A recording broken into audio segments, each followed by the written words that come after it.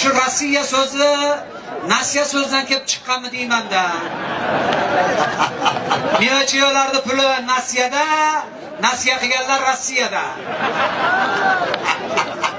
Aka o'zbek tili boy til aka. Boy til. Ruschada ham o'zbekcha so'zlar ishlatadi, o'zlari bilmaydi.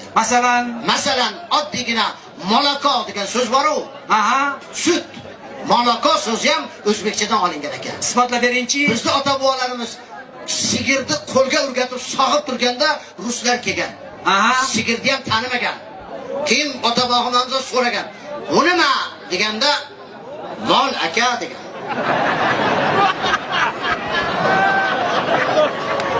Mol aka deganda ular "Ha, molako" degan ekan. O'zbekcha bu ham aka. Saftirik so'zi ham o'zbekchadan kelib chiqqan ekanda. Saftirik? Aha.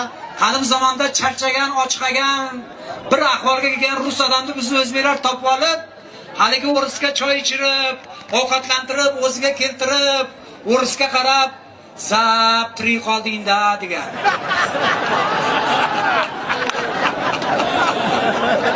Ruslar ha, ertalabki ovqat zaftirik bo'lar ekan.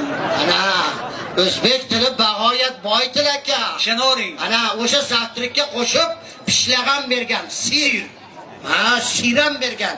Haligi sirni olib, ruslar yeb, vitaminiga tan berib, mazzasiga tan berib, mana shu ham o'zbekcha qana nima ekan deb o'ylanib, qanaqa pishirdilaring deganda, haligi pishirgan odam buni olasiz, sutni qaynatasiz, achitasiz, keyin deb tursa yonidagi, "Voy, aytma, bu sir bu" degan.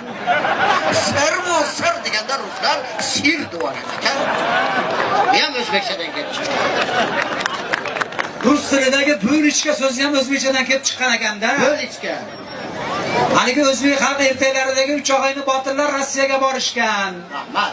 O'rislar bizni botirlarni hurmat qilib, non bilan, tuz bilan kutib olgan.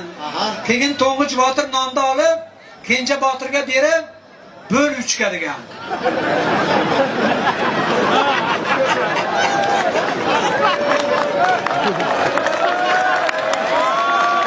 Üç kishi bo'lganda ular. Aka o'zbek tili bag'oyat boy til. Boy til. Ruslardagi mama so'zi ham o'zbekchadan olingan. Yo'q-e?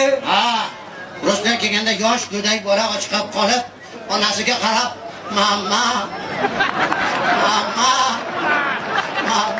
deganda ruslar ona mama bo'lar ekan degan. Bu ham o'zbekchadan olingan.